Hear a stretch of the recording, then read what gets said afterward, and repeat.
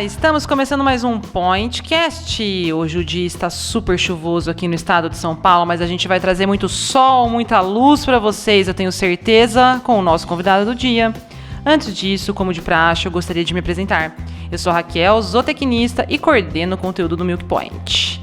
E hoje está tudo diferente por aqui. Além da gente ter um convidado inusitado, quem está participando comigo desse bate-papo é a Liz, que é coordenadora de conteúdo do Educa Point. Mas os nossos podcasts estão ficando muito famosos, hein, Liz? Então, Raquel, eu vou te dizer que famoso mesmo é o nosso convidado de hoje, tá? Eu vou te dizer que eu tô até com frio na barriga para fazer essa entrevista. Ele é apresentador, ator, roteirista, diretor, escritor, esteve presente nas nossas manhãs de infância de uma forma bem divertida. E é uma pessoa extremamente engajada em programas de discussões de temas polêmicos, atuais e muito papo cabeça. Joia, Liz, com certeza. Além disso, a gente não pode esquecer que ele é um grande influenciador, né? E suas ideias, elas vão além do tempo. Ele tem uma baita experiência em diversos meios de comunicação, sobre diversos assuntos. O que você conversar com ele, ele tem conteúdo para retrucar.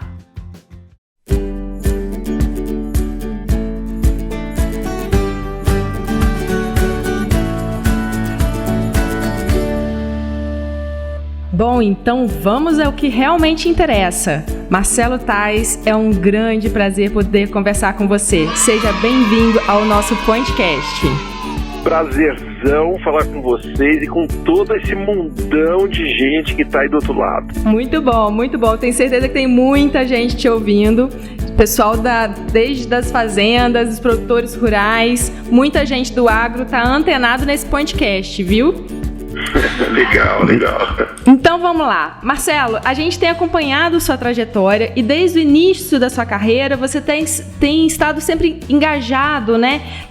Acompanhando o seu trabalho, a gente percebe que você é um cara à frente do seu tempo e desde os primórdios dos programas, você participou do Telecurso, que era vamos dizer assim, que um dos primeiros sistemas de ensino EAD aqui no Brasil. E hoje eu percebo que você é um grande defensor da internet, como essa ferramenta de difusão de conhecimento, né?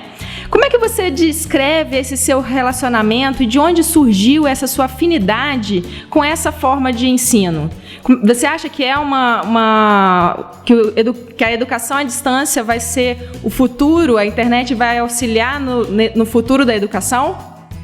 Olha, antes de tudo é bom dizer assim que eu sou um cara do interior, eu nasci em Ituverava, fronteira de São Paulo com Minas. E a coisa da distância, da telecomunicação, está presente na minha vida desde criança, com o rádio.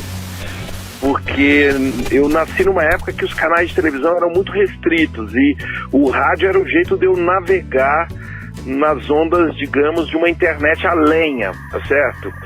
E quando eu tive a oportunidade de ter acesso à internet, e isso foi muito precocemente, eu morava nos Estados Unidos no final da década de 80, ou seja, eu já tenho aí uns 30 anos que eu estou imerso nesse assunto, eu percebi o potencial que é a gente poder trocar informações, como nós estamos fazendo agora, e o cara do outro lado, ao invés dele receber essa informação, ele é que veio até a gente, ele que clicou nesse podcast para a gente estar conversando. Então é muito poderoso isso. A gente está falando com pessoas que já buscaram o viés, por exemplo, do assunto que vocês abordam nesse podcast. Muito legal, muito legal. Marcelo, só fazendo um comentário, você falou que você é de Ituverava, né? Região de Minas com São Paulo, divisa de Minas com São Paulo. Então você está muito bem representada aqui nessa entrevista, porque eu sou mineira e a Raquel é paulista. Opa! Tamo aí. O meu avô, ele se dizia baiano cansado. Ele saiu da Bahia para chegar em São Paulo, cansou e parou em Minas, entendeu? Foi assim que surgiu a família. É porque a comida mineira ela é boa, então eu acho que ele achou coisa boa ali na nossa região. Sem dúvida nenhuma. Ituverava fica no lado paulista, né, dessa fronteira, mas já é ali no Triângulo Mineiro, enfim, a gente é muito influenciado por essa cultura maravilhosa de Minas Gerais. Show de bola, Marcelo. Agora a Raquel aqui falando. Marcelo, a gente vê que a era digital ela tem grandes oportunidades, né? Alguns efeitos, a gente também observa alguns efeitos colaterais, né? Da tecnologia, mas a gente sabe que ela é muito positiva na maior parte das vezes, né? Tem alguns contrapontos, mas enfim, no agro a gente percebe que os produtores no geral, principalmente na área da pecuária, eles ainda têm um espaço bem grande para desbravar nesse âmbito, tudo. O que você pensa sobre isso, né, Marcelo? Você acha que, você pensa como, assim, as coisas que eu disse, você acha que deve existir um equilíbrio, né, entre as vantagens e as desvantagens? Qual que é o seu ponto de vista aí?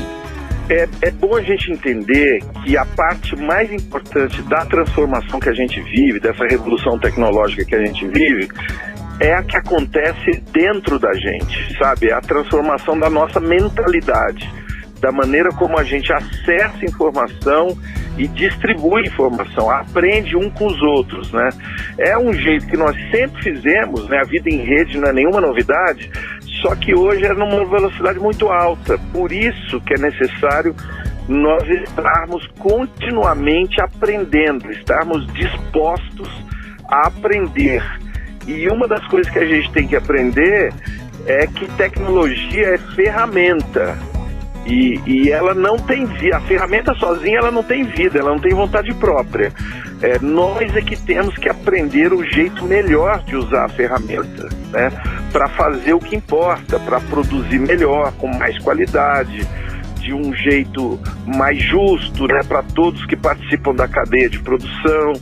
Então, todas as ferramentas que estão disponíveis hoje, inclusive algumas sofisticadas que a gente está começando a entender agora, como inteligência artificial, blockchain, são ferramentas que nos ajudam a vasculhar esse volume gigante de dados que a gente tem para fazer o que importa, dar valor a ele e melhorar o que a gente faz.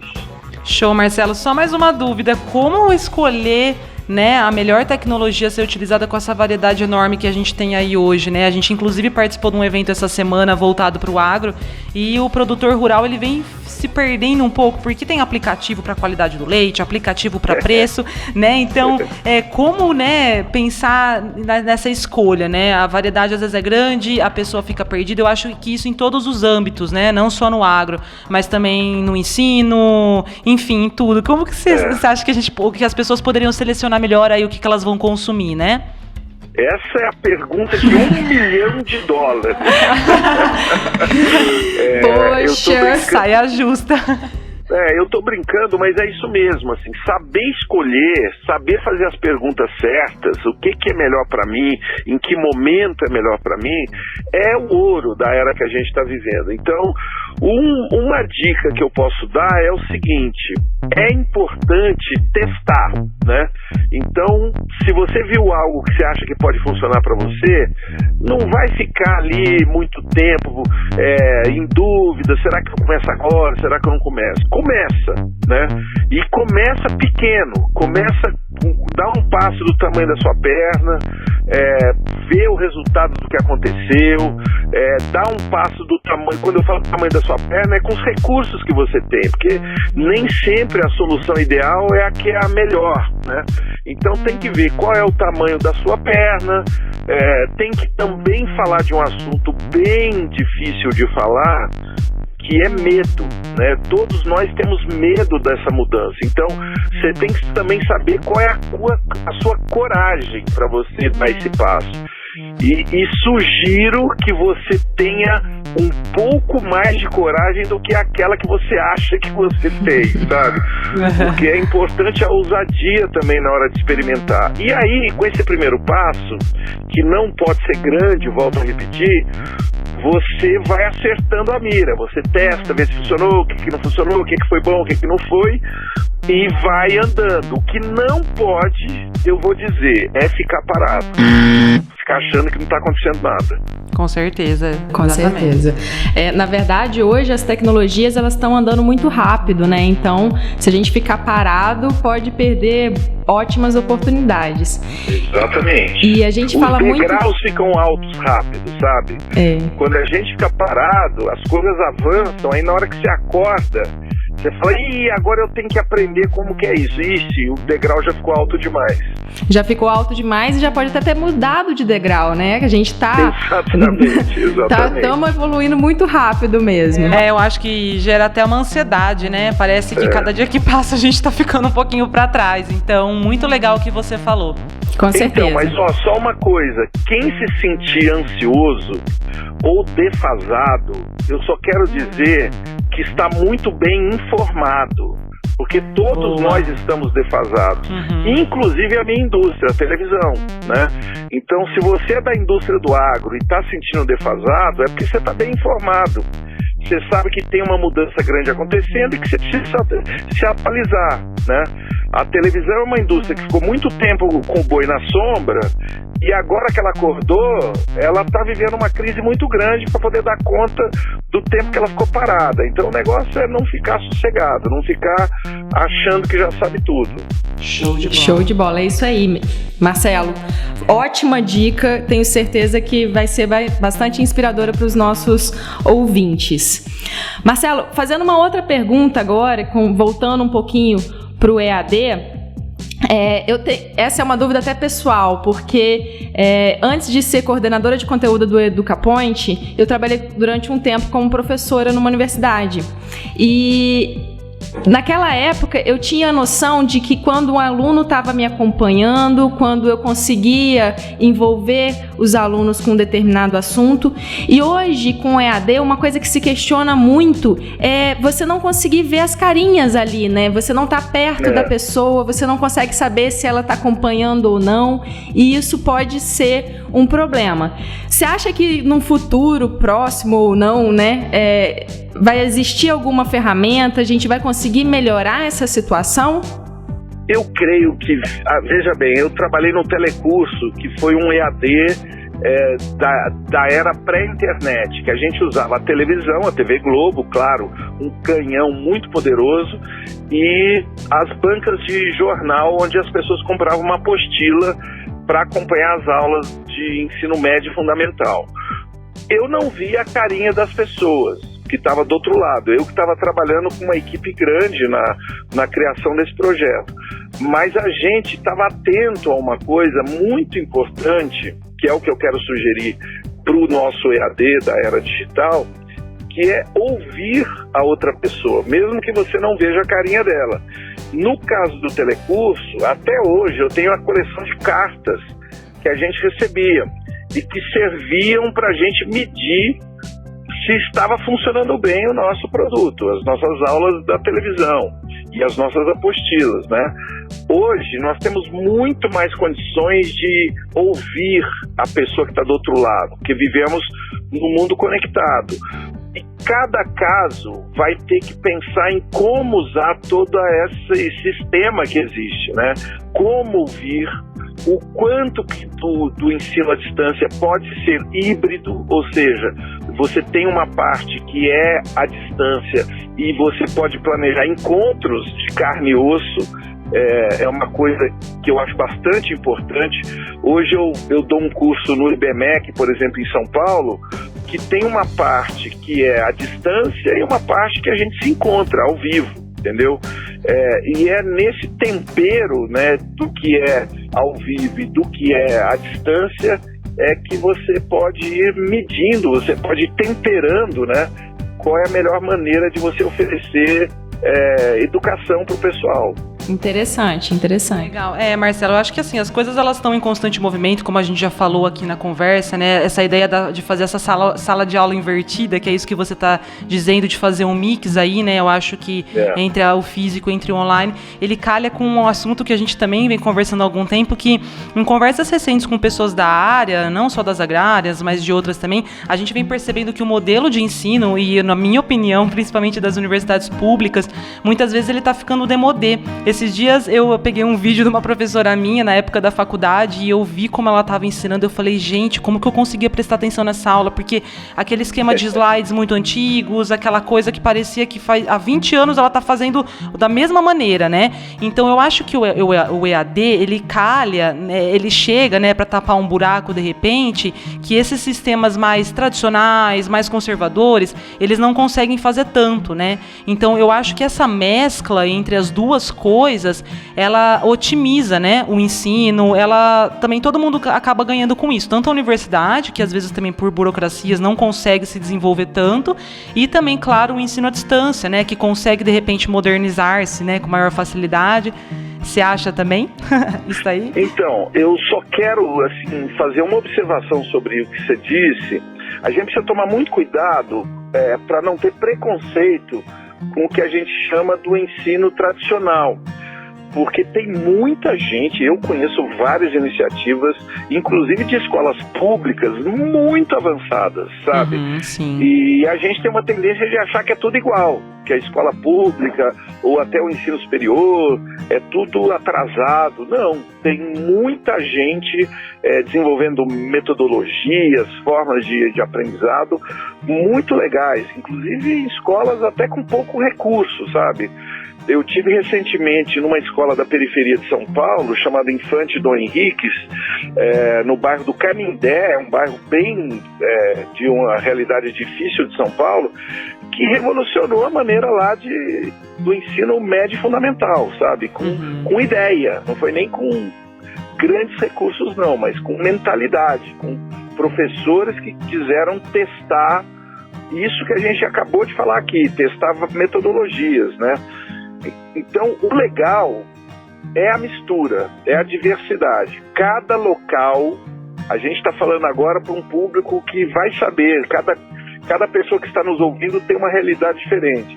Eu acho que cada pessoa vai ter que descobrir qual é a melhor solução local para aquela situação que ele vive. Legal. Eu quis dar esse exemplo, mas assim, só reiterando, assim, eu também tive professores excelentes, assim, né? O que eu digo é que, assim, eu acho que alguns professores acabam não se atualizando, mas com certeza, eu acho que na grade tem pessoas que, né, estão mais antenadas aí no mercado, então com certeza, né? Mas, enfim, eu acho que essa mescla também, ela acaba sendo positiva, né?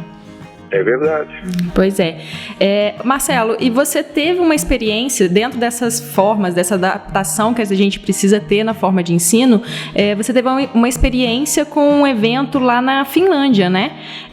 Que fala sobre o ensino, que discute algumas situações e...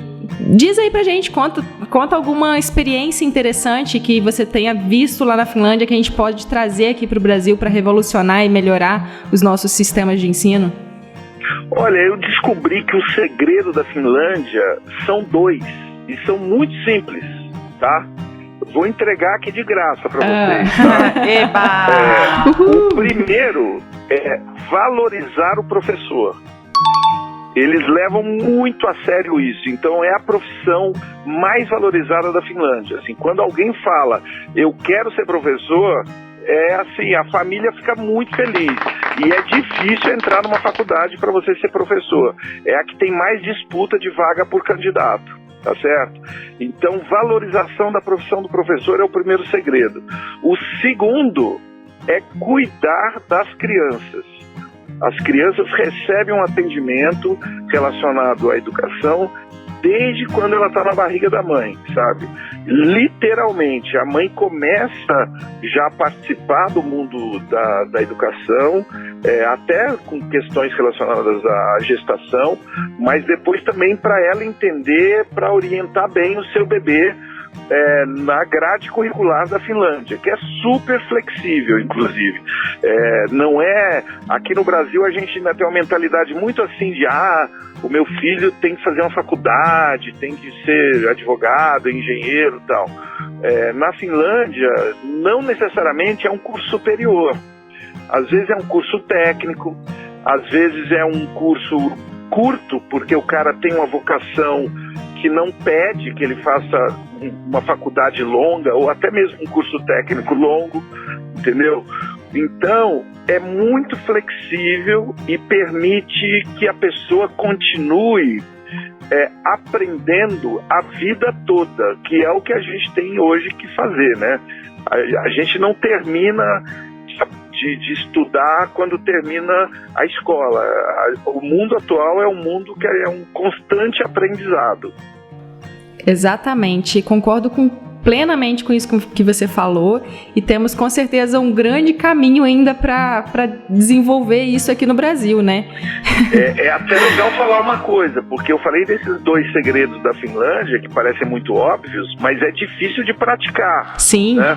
Com certeza. E outra coisa que eu vi lá é que não é uma obra de um governo. Uhum. Aqui no Brasil nós temos essa mentalidade que é um governo, né, que vai resolver num mandato ou 2. Lá durou 50 anos isso. Eles começaram esse trabalho no final da década de 50 e agora que eles são número 1 no mundo, né, de país número 1 em educação. Muita relação com o mesmo objetivo durante vários governos, né? Essa é que é a mentalidade que nós temos que ter também no Brasil, de não pensar apenas como os políticos pensar em mandato. Nós temos que pensar com uma estratégia de décadas. O que nós queremos que o Brasil seja daqui a 10, 20 anos. Com certeza, com certeza. Eu acho que é um desafio que nós precisamos colocar no dia a dia e colocar em prática. Vai fazer muita diferença daqui a 50 anos para nós, se a gente conseguir colocar, né? É isso aí. Marcelo, uma outra pergunta que eu tenho para você é a respeito... Voltando um pouquinho no EAD, a respeito da questão dos desafios, né? Porque hoje um grande gargalo que a gente tem é a questão da evasão. A gente precisa muito ter uma sinergia, ter uma boa vontade tanto do aluno, uma estrutura bacana do sistema para poder engajar os dois. O que você acha disso? O que você acha? Você acha que é possível ter um melhor engajamento, fazer alguma coisa para prender melhor esses alunos, motivar, prender não, né? Mas motivar esses alunos a se dedicarem mais aos estudos? Eu gosto muito de uma tendência, né, que existe hoje na pedagogia, que é o ensino por projeto, mão na massa, sabe? Não dá mais para o cara ficar tendo aula de matemática e ficar pensando assim, eu nunca vou usar isso que eu estou aprendendo, né? Então eu gosto muito de certas metodologias que são aplicadas hoje, que é o aprender fazendo, né? Isso é muito legal, quando você inclusive tem cruzamentos de disciplinas, por exemplo, matemática e geografia. E a geografia trata do solo, trata do entendimento do espaço que temos diante dos nossos olhos e tudo mais, das cidades, do campo, por exemplo, e cruza isso com matemática, cálculo de área, cálculo de superfície, por exemplo, né, de grandes volumes. Ou seja, a vida da gente não acontece de uma forma fracionada, né? Os problemas que nós temos para resolver na vida envolve matemática, química, psicologia e tudo mais, português, né? Saber falar bem, se comunicar bem. Então é um aprendizado multidisciplinar. Então eu gosto muito das escolas que colocam os alunos para botar a mão na massa, né? Aprender fazendo. Essa é uma tendência bacana. Sim, com certeza. Existe até uma pirâmide do conhecimento que ela fala, né, que quando você lê, você grava 10%, quando você coloca a mão na massa para fazer, você consegue gravar aquilo muito mais fácil, tipo uns 80%. E se você ensina para outra pessoa, aí você beira os 95%. Não vou lembrar os números, mas é alguma coisa assim. Você aprendeu direitinho e é por isso que eu sou o professor Tiburcio. Exatamente. Olá, classe! Olá, professor Tiburcio! Quanto mais eu procuro, parece que eu estou ensinando, estou na verdade aprendendo. Exatamente. Legal, Marcelo. É muito legal isso que você falou, porque a gente pode também comentar sobre o novo papel do professor, né? O professor hoje não é mais aquele cara que detém todo o conhecimento, que sabe tudo, né? O sabichão, o dono do livro, né? Como hoje a informação está toda aí disponível na rede e tudo mais, o professor pode ocupar o papel assim crucial do professor, que é ser um curador, ser o cara que seleciona qual é a melhor informação, qual é a informação de qualidade. Ele é mais um provocador, um mentor, né? Um conselheiro, né? Um cara que participa do conhecimento junto com os alunos, né? Exatamente. Joia, Marcelo, eu acho que assim, a gente conseguiu abordar, né, os principais assuntos que, né, acho que participam desse âmbito aí de tecnologia, de EAD. Acho que a gente realmente tem que ter coragem, né? Você disse no início aí da conversa, se tá com medo, vai com medo mesmo. Eu também morro de medo dessas novas tecnologias. Hoje mesmo, gente, eu li uma matéria que até 2030 a gente vai conseguir produzir na nossa própria casa os alimentos que a gente quiser, fazendo uma leitura do nosso próprio DNA. Então, vamos supor que você esteja com deficiência de tal vitamina. Você, por meio daquela caixa em 3D, não sei direito qual que é a tecnologia, você vai conseguir produzir uma maçã que supra aquela sua deficiência. Então, assim, você olha um negócio desse, você acha que está muito distante, mas quando você vê que é 2030, você fala, poxa, é daqui 12 anos, né? Olha isso, né? Então, às vezes as coisas parecem longe, mas as coisas estão acontecendo, né? Então, acho que a conversa ela foi muito produtiva em todos os aspectos. E, Marcelo, no final de todos os nossos podcasts, a gente sempre deixa uma dica de entretenimento, né, para os nossos ouvintes. E a gente gostaria dessa vez de passar a bola para você. A gente acha que você tem muito conteúdo legal aí para compartilhar com a galera. Então, um livro, um filme que você tenha assistido, algum lugar para visitar, o que você manda aí pra gente? Olha, eu vou dar uma dica que vai parecer muito óbvia, de dois artistas relacionados ao campo, mas que eu creio que a nova geração talvez não conheça bem. E com esse monte de plataformas hoje, que você dá uma busca e você conhece a obra deles, você tem condições de acessar, tá? Eu respeito todos os sertanejos atuais, acho bárbaro essa molecada que está produzindo música, mas eu vou sugerir vocês darem uma busca em Tonico e Tinoco. Que delícia! É o meu polyposition sertanejo.